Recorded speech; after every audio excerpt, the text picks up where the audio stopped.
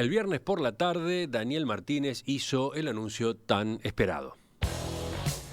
Su compañera de fórmula es Graciela Villar, una mujer que en los últimos años fue edil por Montevideo, que tuvo larga trayectoria sindical en la Federación Uruguaya de la Salud, que en política fue primero comunista y en el año 2000 se sumó a Asamblea Uruguay y que el año pasado dejó ese grupo para apoyar la precandidatura de Mario Vergara. Lo conocimos, no en la militancia, en la resistencia, porque los dos militamos, pero no nos cruzamos, en épocas donde era todo clandestino, pero sí lo conocimos en el surgimiento del PIT, luego en el PIT-CNT, compartimos muchos momentos de militancia sindical, conocimos luego lo que fue su papel a lo largo de los años en el compromiso social, en la militancia barrial, en el compromiso por la lucha por las ideas. Y luego tuvimos el honor de que fuera parte de la bancada frente amplista que respaldó lo que fue mi gestión de gobierno, teniendo inclusive la oportunidad de la presidencia de la Junta, y donde podemos decir con total conocimiento que reconocemos en Graciela Villar, la compañera que yo le propongo al plenario para que respalde como vicepresidenta, capacidad humana, capacidad de diálogo y conocimiento de lo que es el diálogo con los sectores populares, con toda la gente en el territorio, una gigantesca capacidad de negociación y compromiso con los sueños y las ideas que tanto a ella como a mí nos enamoraron hace tanto tiempo. Los aplausos se hicieron sentir en el acto de presentación que tuvo lugar en la Huella de Sereñi. Un rato antes, Martínez había informado el nombre de Graciela Villar al secretariado ejecutivo del Frente Amplio. Allí recibió la primera aprobación, aunque ahora el presidente de la fuerza política, Javier Miranda, debe convocar a un plenario nacional para finales de julio o primeros días de agosto a fin de formalizar la proclamación. Quedó atrás la incógnita sobre quién era esta persona, pero aún sobrevuelan interrogantes sobre qué arriesga Martínez, qué puede ganar con esta decisión el candidato y el propio Frente Amplio. Bueno, sobre todos estos temas es que vamos a conversar en los próximos minutos con Patricia González, politóloga, que fue coordinadora general de la campaña de Daniel Martínez. Patricia, buen día, gracias por acompañarnos de nuevo. Buen día, muchas gracias por la invitación, es un gusto. Digo de nuevo porque te tuvimos aquí hace muy pocas horas, el jueves. Como invitada en la tertulia, nada menos, donde uno de los temas fue donde sobrevolaba el debate sobre cuál sería el nombre. Es verdad. Tú ya sabías. Ya lo sabía, pero en ese momento no lo podía decir todavía. Contanos, en primer lugar, ¿en qué consiste ese cargo de coordinadora general de la campaña de Daniel Martínez que yo acabo de mencionar? Bien. Hubo algo innovador en esta campaña que fue propuesta tanto de Daniel como del Flaco, de Claudio Invernici, de tener una coordinación que pudiera, más allá del jefe de campaña o los jefes de campaña que hacían la coordinación política, de hacer una coordinación que hiciera que las cosas fueran realidad, ¿no? Hay una cantidad de cosas operativas que tiene una campaña, y bueno, y mi rol era tener visión global sobre todo lo que pasaba en organización, en comunicación, en el vínculo con el Frente Amplio, en las agendas con el interior. Y en realidad contaba con un equipo bastante interesante. Estaba Gerardo Rey en la coordinación de organización, bueno, el mismísimo Claudio coordinando la comunicación. Y se trataba de hacer fluir, ¿no? Y de hacer que las cosas sucedan. Era más una coordinación operativa que, por supuesto, en campaña todo es político, ¿no? La coordinación operativa también es una coordinación de criterio político. Paralelamente eras candidata por una de las listas que apoyaban a Daniel Martínez, la de IR. Exactamente, paralelamente era candidata por el IR. Y bueno, y ahora de a poco estoy con un piecito más en el IR. Si bien no me voy a ir del comando de la campaña y voy a seguir siendo parte de la campaña central, le voy a dedicar más energía a la militancia en el IR. Bueno, el sábado, como estaba previsto desde hacía tiempo, Daniel Martínez se fue, ¿no? Se fue. Viajó a visitar a parte de su familia que vive en Estados Unidos. En Estados Unidos, su hija. ¿Ustedes estaban confiados en que la fórmula iba a poder completarse antes de ese vuelo? No había chance. Se va 10 días, o sea, no teníamos posibilidades de que pasaran 10 días sin tener vicepresidenta. Y tampoco había chance de que tomáramos una decisión de tamaña magnitud con Daniel afuera del país. Así que fue raro eso, ¿no? Porque se embretó a sí mismo Daniel Martínez. ¿Cómo? Lo que pasa que ese viaje estaba previsto desde principio de año. Él tiene 3 nietos allá. La gente sabe su amor a sus nietos.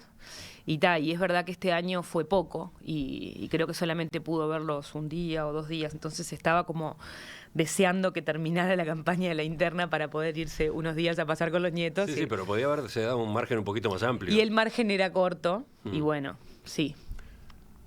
Así, esas eran las condiciones que teníamos, ya lo sabíamos. Lo que ocurrió fue que durante 5 días Martínez mantuvo entrevistas, ¿no?, con los líderes políticos del Frente Amplio, consultándolos sobre sus opciones, las que manejaba o las que ellos a su vez podían sugerir. Mientras tanto, circuló todo tipo de rumores y además críticas, ¿no? Muchas expresiones de perplejidad, de disgusto de dirigentes, de sectores. La pregunta es, ¿el procedimiento que se siguió fue el más adecuado? Ahí vos trajiste algo interesante que es, hubo muchos rumores y muchas presuposiciones. Sí. Una cosa es cómo se ve desde afuera, que no es despreciable y que tendremos que hacernos preguntas de cómo se vio desde afuera. Y otra cosa es cómo se construyó desde adentro. O sea, lo primero que pasó el domingo, después de las elecciones, es que Daniel mismo dijo, bueno, tengo que empezar a reunirme con los líderes políticos del país y con los líderes de los sectores. Y empezó esa recorrida que en realidad claramente teníamos los medios muy atentos todo el tiempo, ¿no? Entonces no fue posible que las reuniones fueran sin que los medios supieran de todas las reuniones que teníamos. Entonces ahí... Yo creo que fueron todas conocidas por la prensa. Todas. No sé si hubo alguna más reservada. Ahí hubo... Sí, claramente la gente participó mucho de lo que pasó. Que para mí eso tampoco necesariamente está mal. Es como que en el Frente Amplio a veces tenemos una idea de que todo pase puertas adentro y que la gente no se entere y que eso es la unidad. Y en realidad creo que también tiene que ver con ser transparentes con la ciudadanía. Lo que terminó pasando era que, se reunió con referentes y referentas de los sectores, con Tanza Moreira, Cristina Lustenberg, Chichián, con nosotros, con el IR, Ahora, cada vez que salía una mujer de la entrevista, la presuposición de la prensa era que le habían ofrecido la vicepresidencia. Y bueno, y a los hombres le preguntaban cuál era su opinión sobre quién tenía que ser. En realidad, la ronda que hizo Daniel no era solo para eso, ¿no? Nosotros en la conversa evaluamos las elecciones, valoramos el posicionamiento, cómo se vota en Montevideo, cómo se vota en el interior, cómo nos vemos de cara a la próxima campaña. Y bueno, y ciertamente Daniel planteaba que estaba en esto de mirar cuáles eran los nombres más adecuados que a su juicio complementaban la fórmula. Ahora, parece que antes del 30 de junio Daniel Martínez no previó los diferentes escenarios que podían darse. Ahí eso, yo pensaba, si hubiéramos el 30 de junio salido con la fórmula, hubiéramos sido unos arrogantes, porque todavía no habíamos ganado las elecciones. Sí había cosas puestas... Pero otros candidatos lo hicieron. Está bien. La calle Pou manejó 3 hipótesis y para cada una de ellas tenía el nombre posible. Pasa que el Frente Amplio iba a integrar la fórmula presidencial. ¿Martínez no previó en particular, el de un triunfo holgado sobre Carolina Cose que le permitiera elegir con libertad? Sí, yo no sé si tuvo que ver con el triunfo holgado. Sí había nombres que estaban puestos arriba de la mesa, pero por supuesto que esos nombres además requerían de diálogo, fuera quien fuera, ¿no? Los días previos había, Andrade había dicho públicamente en más de un medio que tenía que ser una compañera del movimiento social. Había muchos compañeros y compañeras que decían, bueno, Carolina no complementa la fórmula, tiene que ser una persona que tenga un perfil distinto. Los nombres no surgieron del comando ni de Daniel, surgieron de todos lados. O sea, todo el mundo empezó a hacer su especulación sobre quién tenía que ser o cuál era el nombre posible. Y esa es la tónica de Daniel. Escuchó, se reunió con todos, recibió toda la lista de nombres, analizó y de ahí sacó la mejor conclusión para él, la mejor síntesis para él. Sí, pero la sensación que dio para muchos fue que todavía no tenía las cosas claras, o incluso falta de autoridad, falta de determinación. Esas críticas aparecieron. Sí, que no me parecen justas, que no tenga las cosas claras sí, y me parece bien. O sea, me parece bien que... ¿Cómo? Sí, me parece bien esta idea de que uno no siempre tiene de antemano la jugada de lo que va a hacer y resuelto lo que va a hacer sin escuchar a los demás, ¿no? Eso en el Frente Amplio es complejo. O sea, vos tenés corrientes muy distintas, tenés visiones muy distintas, tenés percepciones distintas. No tenés que darle la oportunidad a las distintas corrientes, a las distintas opiniones de que puedan poner arriba de la mesa y que eso sea legítimo. O sea, si yo ya resolví, ¿para qué te juntás conmigo si en realidad ya lo tengo resuelto, ¿no? Entonces, había que reunirse, había que juntarse para ver cuál era la percepción que iban teniendo las distintas personas en relación a eso. Entonces, creo que hay algo que y yo lo defiendo porque realmente lo creo, que es el intento de hacer síntesis, no de tomar decisiones que pasen por arriba de los otros. Yo después puedo escuchar a todos y decir, bueno, en realidad para mí la mejor opción es esta, sabiendo que a vos te gusta, a vos no te gusta, ¿no? ¿Qué piensa cada uno de los que están arriba de la mesa? Eso siempre va a pasar, porque la unidad es eso. Y lo otro que también se manejó, falta de autoridad, falta de condiciones de líder. Ay, no lo creo. Creo que lo que no tiene es un liderazgo vertical, ¿no? No es un tipo, y no lo fue en la intendencia tampoco. Y creo que eso, por lo menos para mí, es de las cosas que más le valoro. No era de los que se sentaba y decía, bueno, vamos a hacer esto, ¿no? Discutíamos en el gabinete, debatíamos, decía, bueno, más o menos me parece que la síntesis viene por este lado. Recordemos tu responsabilidad en la Intendencia. Fui directora de la asesoría de género, del mecanismo de género en la Intendencia, integré el gabinete desde el segundo año, que fue cuando se le cambió el rango a la asesoría y pasó a integrar el gabinete. Y siempre fueron discusiones que trataron de llevar a los consensos. O sea, yo cuando tiene que tomar decisiones, lo veo tomando decisiones, como en este caso. O sea, toma una decisión independientemente de quienes estén de acuerdo o no estén de acuerdo. Pero es una decisión consulta. O sea, tomar decisiones siempre tiene eso. A alguien le va a gustar y a alguien no. Ahora, una cosa es de antemano decir, bueno, vamos a hacer esto porque es lo que a mí me parece bien.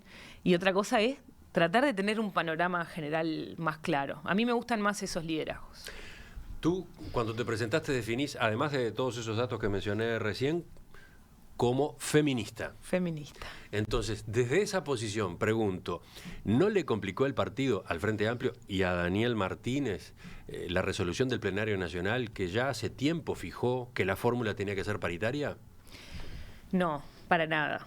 Para nada le complicó, al contrario. Y además, algo de lo que me siento muy orgullosa es que nunca lo dudó, ¿no? Cuando se empezaban a aparecer estos discursos de que bueno, que es un problema, de que es un problema tener que poner una mujer, él dijo, no, para mí no hay duda de que tenga que ser una mujer. Es una restricción. Podía pasar que hubiera un nombre masculino que funcionara mejor en esas condiciones justamente que se habían dado después del 30 de junio. Ahí hay un gran punto. A ver. Vos terminás poniendo una mujer como Graciela, que yo te lo decía, cuando la conocí, dije, bueno, esta mujer cómo no está en el Senado de la República, porque tiene una oratoria increíble, es una mujer increíble, con trayectoria, ¿por qué no está ahí?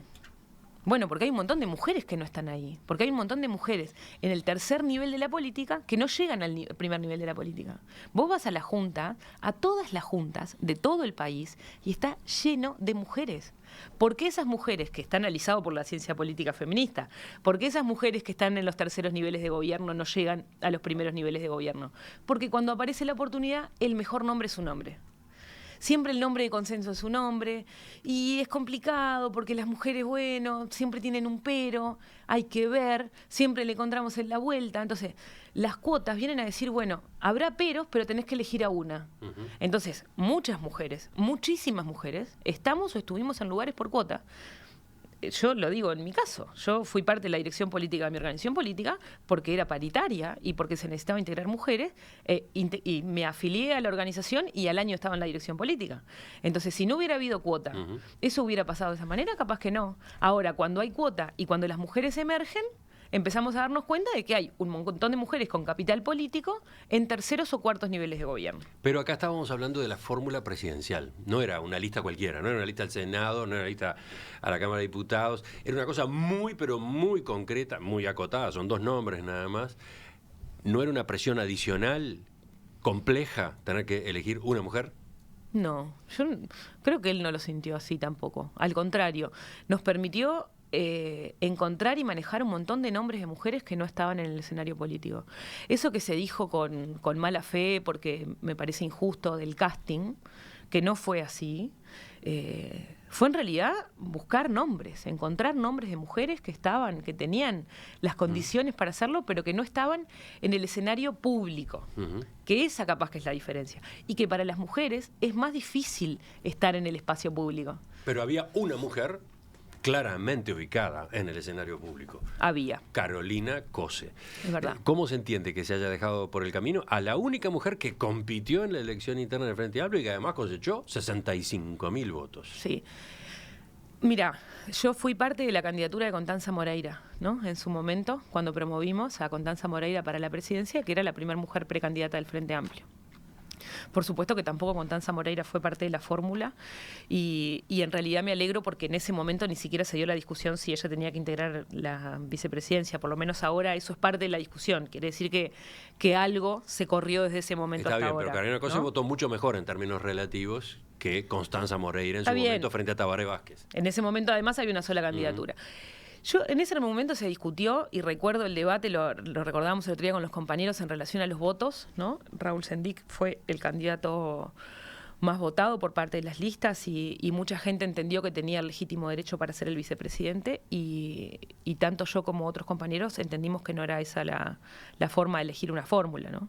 Frente Amplio es mucho más complejo que los votos, ¿no? Nunca se maneja necesariamente por forma de los votos, sino habría un montón de gente como nosotros, que somos grupos pequeños, que nunca tendríamos capacidad de incidencia ni de estar en ningún lugar, porque si todo se manejara de esa manera, los ejecutivos estarían llenos de personas que integran los grupos mayoritarios, ¿no? Yo sí creo igualmente que era parte de una discusión si Carolina integraba o no integraba la fórmula. ¿Cuál fue el factor determinante? ¿Por qué Daniel Martínez dijo Carolina Cose no? Porque de eso ha circulado también mucha información, mucho trascendido. Bien. ¿Cuál es la verdad? Yo creo que Carolina es una tipa que tiene grandes condiciones para el Poder Ejecutivo. Primero que es una mujer que se anima, ¿no? O sea, hay que animarse a estar en el lugar en el que estuvo ella y hay que animarse a ser candidata sin el apoyo de ningún sector grande, ¿no? Porque el EPP la apoyó después. O sea, le valoro mucho su impronta y su condición política. Creo que la política necesita muchas mujeres como ella. También creo que tienen perfiles parecidos, eso es indiscutible. Y no tiene que ver con que a ver qué mujer da con el perfil. Es verdad que son los dos ingenieros, es verdad que sus temas centrales son la ciencia y la tecnología, y ¿no? Sus temas centrales me refiero a lo que los enamora y los emociona y que tienen un perfil parecido los dos, ¿no? Y eso no era bueno. Y yo creo que lo que nosotros necesitábamos representar en una fuerza política como esta era otro perfil, ¿no? Creo que había otras compañeras que en el caso de Graciela permite dar otro perfil político que representa otra parte de la fuerza política. Pero había algo más. Se habló de falta de química, de que no se lleva bien Daniel Martínez con Carolina Cose. Yo no creo que eso sea un determinante. No. Circuló. Parece que lo manejó en varias de las reuniones. No me consta. No me consta y no creo que sea un determinante y no creo que eso pueda determinar que uno elija o no elija una fórmula. No, para nada. ¿Las razones son esas, las que estabas explicando recién? Sí, yo creo que sí. Y creo que además, a ver, no solo lo plantea Daniel, lo plantean muchos compañeros y compañeras de la fuerza política, ¿no? En su momento muchos compañeros dijeron, bueno, tiene que ser alguien que represente otro perfil del Frente Amplio. Porque, ¿cuál es el punto? Nosotros hicimos una campaña desde la unidad, con programa único, ¿no? Los Frente Amplistas nos encolumnamos atrás de un programa y atrás de una estrategia común. Ahora, somos distintos, tenemos improntas distintas, tenemos formas distintas y tenemos trayectorias distintas, ¿no? Entonces, vos necesitabas representar otra trayectoria, ¿no? ¿Ese era el factor clave entonces? Yo creo que sí. Porque hasta Lucía Topolansky estaba desconcertada, ¿no? Dijo, no es que me moleste, me resultó inexplicable por la cantidad de votos que Carolina Cose obtuvo, por la cantidad de votos que obtuvo su propia lista, que era una lista que se había creado hacía unos poquitos meses, por las condiciones de la compañera, salvo que Martínez haya pensado que la integrará en su futuro gobierno ejecutivo. No lo dudo, no lo dudo. Y no dudo que tiene que integrarla en el próximo gobierno. O sea, yo creo que Carolina es un valor enorme para la política. O sea, de verdad lo creo. Creo que es una persona que tiene que no solo integrar el gobierno, creo que ha tenido además condiciones en el Poder Ejecutivo muy importantes, ¿no? Es muy bien valorada en su cargo de ministra de Industria y creo que tiene que seguir siendo parte del gobierno. O sea, es una mujer que además se arriesgó en su trayectoria política y que eso hay que valorárselo. Enseguida retomamos la entrevista con Patricia González, politóloga, coordinadora general de la campaña de Daniel Martínez. Con ella estamos conversando a propósito de por qué Martínez eligió a Graciela Villar como su compañera de fórmula. Daniel Martínez y Graciela Villar. Esa es la fórmula con la que el Frente Amplio competirá en las elecciones nacionales de octubre. El anuncio se realizó el viernes pasado al caer la tarde. Sobre esa novedad, y mientras Martínez se encuentra de vacaciones en Estados Unidos, conversamos con Patricia González, politóloga, dirigente del sector IR, coordinadora general de la campaña del exintendente de Montevideo. Sobran las razones para escuchar el próximo espacio. Sobran las razones para tener SECOM, primer servicio de compañía de Uruguay y del mundo. Patricia, ya vamos a llegar a Graciela Villar, sus características y por qué se optó por ella. Pero para terminar la discusión sobre el procedimiento, el viernes de mañana, cuando todavía la incógnita persistía, entrevistamos acá en Perspectiva a Carmen Beramendi, también feminista, sí, que acompañó la precandidatura de Carolina Cose. Ella deslizó varios cuestionamientos a todo este proceso. Escuchamos un fragmento de lo que decía. En realidad, ¿a qué asistimos? Asistimos a una especie de ronda, hablando con uno por uno, acompañado por la prensa, donde en realidad esto generó en muchísimos frente amplistas, te digo, porque esto es impresionante desde el miércoles, te diría, en adelante, las llamadas que todos los que estamos en política hace muchos años hemos recibido en relación a la perplejidad. ¿Perplejidad? ¿Por qué? Porque en definitiva el que está resolviendo es Daniel Martínez y nada más que él. Está consultando, sí, pero está poniendo en marcha sus criterios. Claro, poniendo en marcha sus criterios y en realidad cuando se podría perfectamente haber generado mecanismos más colectivos de resolución de los problemas. Y yo en realidad creo que no existió esos mecanismos colectivos, porque tú decís, si yo sé que votamos mal, si sé que además no tuve la votación que esperaba, que voté mejor que los demás, pero no tuve la votación, si sé que tengo problemas para adelante, si estoy preocupado con lo de octubre, no coloco el peso en que tengo que buscar la superwoman supuestamente llena de todos sus atributos que me parece que fue eso también muy embromado lo que ocurrió no solo con él, sino lo que ocurrió lo con que usted dice es cómo se va a hacer este tipo de cuestionamientos. Bueno, Carmen es una mujer a la que le tengo mucho cariño. Creo que hay algo para preguntarse, sin duda. Es más difícil, ¿no? Cada uno vive adentro de la burbuja en la que está. Creo que tanto las compañeras que apoyaron la candidatura de Carolina como las compañeras feministas de la unidad temática y de la comité hicieron declaraciones en ese sentido, de que les había parecido terrible esto de buscar una mujer que tuviera las características que... Yo creo que está bueno ponerlo en cuestión y ponerlo en discusión. De hecho, me lo quedé pensando, estuve pensando mucho en eso, lo reflexiono, jamás deslegitimaría el sentir y el pensar de las compañeras feministas en relación a los procesos. Capaz que me toca ser parte muy desde adentro,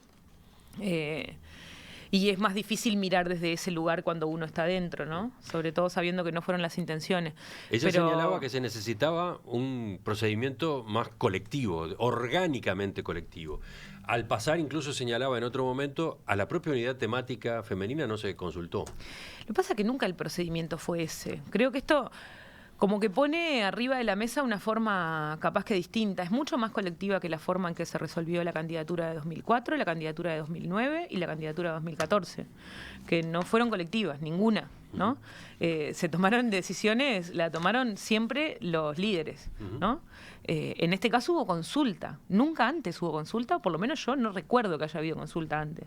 Creo que esta fue una forma más consulta y por ahí eso es lo que abre la puerta a decir, bueno, tiene que ser aún más consulta y no puede ser solo con personas individuales, sino que tiene que ser con grupos. Que me parece que está bueno y me parece que sienta un precedente para adelante que también está interesante. O sea, empieza a abrir la cancha a que esto empiece a funcionar de otra manera. Y me parece que eso está bueno.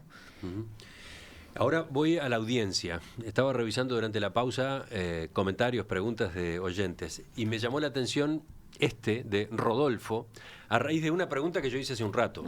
Si esa forma que eligió Martínez para procesar la decisión no demostraba falta de autoridad. Se dijo eso, ¿no?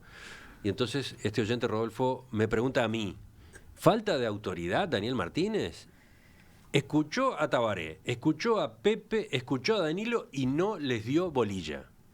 Hizo un parricidio político en 3 días y le achacan falta de autoridad. No parece razonable. ¿Este factor cómo lo tienen en cuenta ustedes? Bueno, creo que sí es cierto que surge otra etapa de la política del Frente Amplio, ¿no? Yo creo que, y esto es parte de algo que muchos venimos reclamando, yo creo que importa lo que dicen los compañeros más veteranos y que tienen más peso dentro de la fuerza política, siempre, pero que no solo importa eso, ¿no? Y algo, por ejemplo, recuerdo la primera discusión cuando querían hacer un acuerdo de candidatura única y Carolina estaba por presentarse y Daniel dijo que no iba a hacer ningún acuerdo, que todo el mundo que se quisiera presentar se presentara y que competíamos en igualdad de condiciones. Y creo que los acuerdos de cúpulas eran esos, ¿no? Esos sí eran acuerdos de cúpulas donde algunos compañeros, 2 o 3 compañeros con más referencia dentro de la fuerza política tomaban las decisiones. Creo que esto tuvo otra forma. Pero es un hecho, ¿no? Es un hecho. Hemos venido hablando todos de que en estas elecciones internas, hasta por los precandidatos que se presentaban, el Frente Amplio daba un giro, sí, ¿no? Se producía, entre comillas, el relevo generacional, se concretaba. Ahora, la semana pasada mostró, con esto que el oyente mencionaba de esa manera tan gráfica, ¿no? Demostró que Daniel Martínez decididamente se independizó, sí, simbólicamente. Con la forma como manejó este tema en particular, se independizó de Tabaré Vázquez, de José Mujica y de Danilo Astori. Este último, principal sostén incluso de su precandidatura. Sí, yo creo que eso es una buena noticia. O sea, la independencia es una buena noticia. Porque en definitiva vos escuchás, los tenés en cuenta, pero no necesariamente haces lo que creen ellos, ¿no? Y empieza a haber otra generación. Yo creo que Mario se pone arriba de la mesa como otra generación de la política. Vergara. Creo que Andrade se pone arriba de la mesa como otra generación de la política. Creo que Carolina también lo hace. El Pacha. O sea, hay un montón de nuevos referentes. Digo nuevos porque son... O sea, lo que hablábamos el otro día, ¿no? Estamos hablando de los compañeros que tienen 80 en relación a los compañeros que tienen 60 y esas son las renovaciones que vamos teniendo. No claro, es tu generación. No sé si dije al pasar, que Patricia tiene 32 años. 33. Imagínate que si faltará todavía para eso. Entonces, que otras generaciones empiecen a opinar, creo que es fundamental y que también es necesario. O sea, no puede ser que solamente tenga prevalencia, porque esto hace una forma conceptual de la política. La gente que, ¿no? Es como los sabios. Vos construís la idea del sabio y el sabio es el que decide. Bueno, ¿y por qué no construimos algo que haga que todos tengamos un poco de voz intergeneracional? Creo que eso está bueno, está planteado también, ¿no? Pasemos ahora sí al nombre elegido. Hablemos de Graciela Villar. Esta elección sorprendió. Quedó dicho ya al pasar hace un rato en la entrevista, no es muy conocida. ¿Por qué se optó por ella como candidata a vicepresidente de la República? Bueno, porque nos permitió empezar a mirar en los distintos niveles de la política, ¿no? Es verdad que en los primeros niveles hay pocas mujeres, es verdad que en los segundos niveles hay más y en los terceros niveles está lleno. Entonces quiere decir que hay una dificultad en el ascenso de las mujeres a los primeros niveles de la política. La Villar es una mujer con una trayectoria increíble. Viene de la militancia de la FUS, fue militante comunista en su juventud, estuvo presa, exiliada, y se integró a Asamblea Uruguay. Yo no sabía el año, pensé que era más de las fundadoras de Asamblea Uruguay. Y yo la conocí ya como integrante de la Junta. En este periodo fue presidenta de la Junta. Es una mujer con una oratoria privilegiada. Vamos a aprovechar para escucharla, justamente ya que se menciona su capacidad de oratoria. De esta manera habló el viernes allí en la Huella de Sereñi.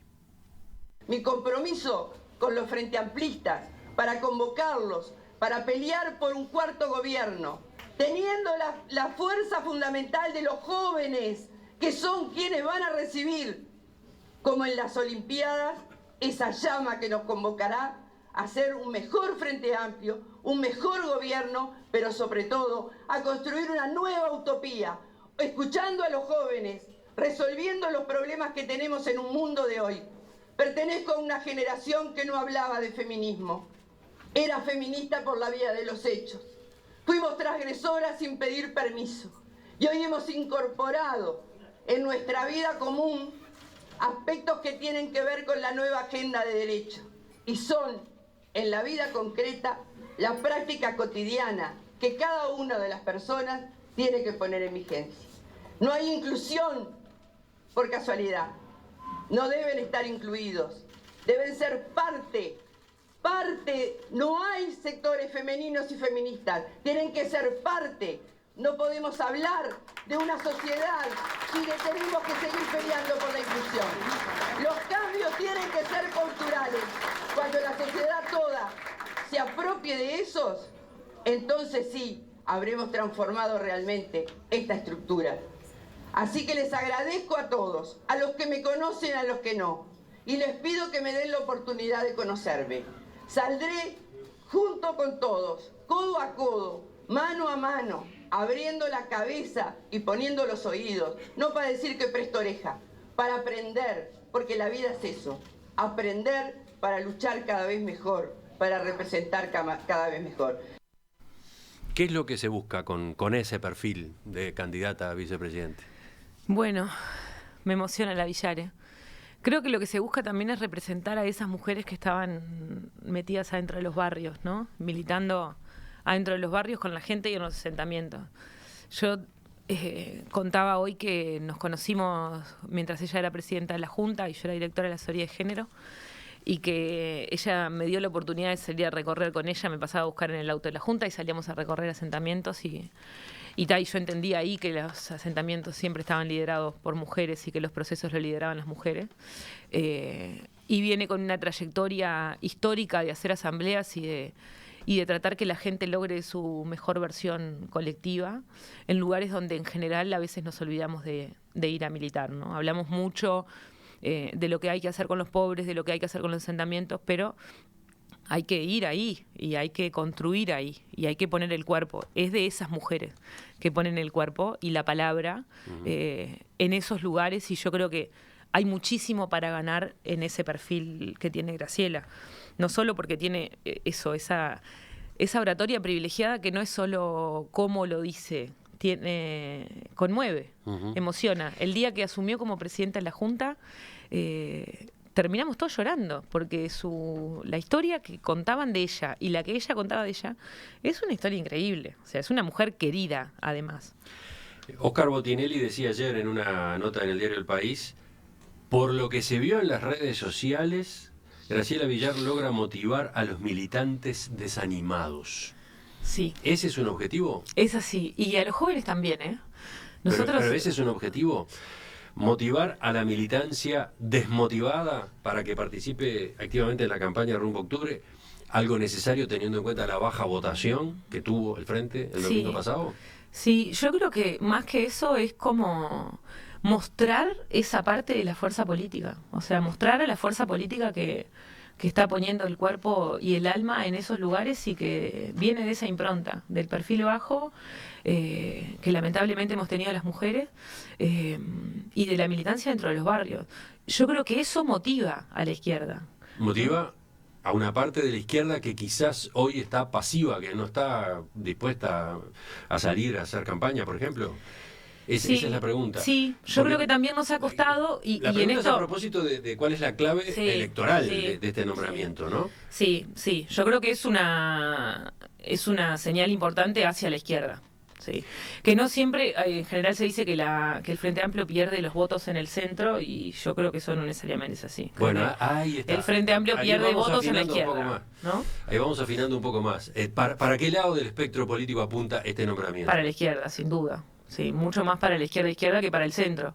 Yo creo que, a ver, en esto de la convivencia entre las distintas visiones, vos necesitas contemplar una visión más genuinamente de izquierda, con más condiciones de batallar aquello de la propiedad privada, de lo justo, vos hay que ir a ver lo que pasa en los asentamientos cuando la propiedad del asentamiento es de un privado que no la quiere vender y que por tanto no se puede hacer barrio adentro. Hay que discutir eso, hay que tomar posición sobre eso.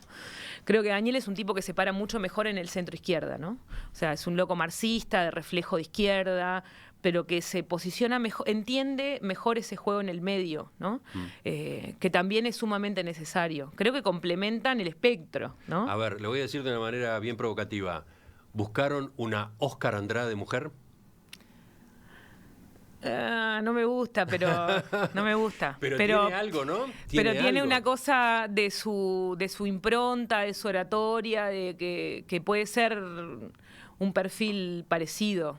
Lo digo al de Óscar. hasta por la justificación de la precandidatura de Óscar Andrade cuando él la explicaba. Él decía, queremos sacudir a este Frente Amplio que se ha institucionalizado tanto. Sí. Queremos que el verdad. Frente Amplio se vincule más con organizaciones sociales, sindicatos, etcétera. Y yo creo que hay gente que fue a votar a Óscar, y creo que pasó con todos los candidatos, pero hablando justo de Óscar, que fue a votar a Óscar porque era Óscar, ¿no? Y que quería esa impronta de perfil político arriba del escenario. Y yo creo que el Frente Amplio necesita esa impronta política arriba del escenario. O sea, necesita poner eso arriba de la mesa, y creo que en eso fue una elección muy buena, que hace un excelente complemento. Enseguida completamos la entrevista con más preguntas.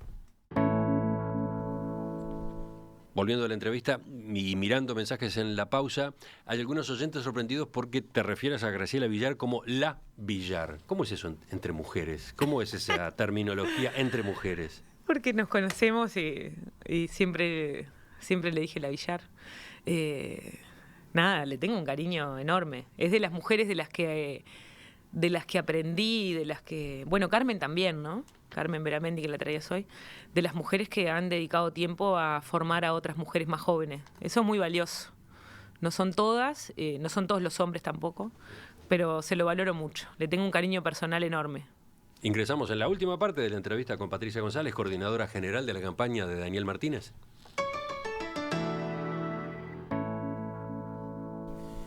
De vuelta, quizás esto ya fue respondido, pero preguntan algunos oyentes. Este mensaje, por ejemplo, lo manda José. ¿La fórmula no debería buscar atraer a los de afuera del Frente Amplio en vez de a la izquierda del propio Frente Amplio? Creo que Daniel tiene más esa impronta, ¿no? Y creo que Daniel además captó votos de afuera, ¿no? Capta votos más del centro, ¿no? Si a eso se refiere con el afuera, ¿no? Porque el afuera también es relativo. La gente cree que el afuera son personas de centro. Daniel cubre la centroizquierda, pero yo creo que el afuera también es la izquierda desencantada. Yo creo que captar a la izquierda desencantada es ser críticos, no hay otra manera. O sea, no hay otra forma de que la gente que se fue del Frente Amplio desencantada con el Frente lo siga votando si nosotros no somos críticos de los procesos, ¿no? ¿Críticos? Quiere decir autocríticos. Autocríticos, claro. Otra pregunta, también por el lado de las objeciones. ¿No es una fórmula estrictamente municipal de Montevideo? Eso, por ejemplo, señaló, como parte de otras objeciones, Esteban Valenti. Él decía, es una fórmula de intendente y edila. Y eso es hasta riesgoso para la búsqueda de votos en el interior. No sé, no lo creo. Creo que en realidad lo que tiene Graciela es un perfil de territorio, mucho más de territorio, ¿no? Que igualmente Daniel, si hay algo que sí hizo en este periodo de la intendencia, fue trillar y recorrer todo el territorio también, ¿no? Eso lo comparten. Por ahí sea menos conocida, pero en estas alturas y con este nivel de cobertura de la prensa, creo que en 48 horas todo el mundo sabe quién es Graciela Villar, y creo que en la medida en que la vayan conociendo y que empecemos las recorridas por el interior, la van a conocer rápidamente. ¿Cómo manejaron ese factor? Lo desconocida que es, el hecho de que arranque en -10 en ese sentido. Sí, bueno, eso, parte del riesgo que se asume. Y yo creo que en realidad es como dar una oportunidad, más que... ¿no? Dar una oportunidad a una mujer que tenía que ser conocida y que no lo era en realidad. Hoy en día es eso, tenemos todos los medios arriba todo el tiempo. Somos parte del tema del día de acá a octubre, entonces no va a ser difícil hacerla conocer y nos queda todavía 3 meses de gira por el interior por delante, entonces oportunidad para que la conozcan vamos a tener un montón. Otra objeción. Graciela Villar encabezó ella misma una lista de apoyo a Mario Vergara y obtuvo solo 2.400 votos. ¿Ese dato cómo cuenta? Bueno, si la discusión es sobre los votos, es la discusión anterior. Si creemos que la gente gana legítimamente con votos los lugares y los puestos, claramente no podría tenerlo. Pero yo en realidad no lo creo, y creo que Martínez, si algo ha demostrado en su proceso de la intendencia, que tampoco lo cree, ¿no? Si no, por ejemplo, yo nunca hubiera integrado ese gabinete, porque no me daban los votos suficientes como para integrar el lugar que integraba. Y yo me nombro a mí por no nombrar a otros compañeros y compañeras, pero habíamos muchos que no éramos de los sectores mayoritarios y que sin embargo teníamos formación para estar en los lugares. Me parece que además está bueno que no sea alguien que venga en nuestras filas, eso sí era parte de una condición. O sea, había muchas compañeras que estaban... Que no viene de las filas de la precandidatura exacto, de la precandidatura de Martínez. O sea, eso sí era una condición, porque había que representar o buscar en el espectro compañeras y compañeros que estuvieran en los otros lugares. Yo creo que además Graciela hizo una apuesta por Vergara como una renovación generacional, y yo creo que eso es sumamente valioso. O sea, Mario efectivamente es una figura de la política, de los primeros niveles de la política, recontra interesante. Y por último, si me fijo en los mensajes que están llegando de los oyentes, aparece, pero cantidad de veces, la pregunta a propósito de la formación o la titulación de Graciela Villar. ¿Es psicóloga social o no es? Pregunta este mensaje que llegó así, en este momento.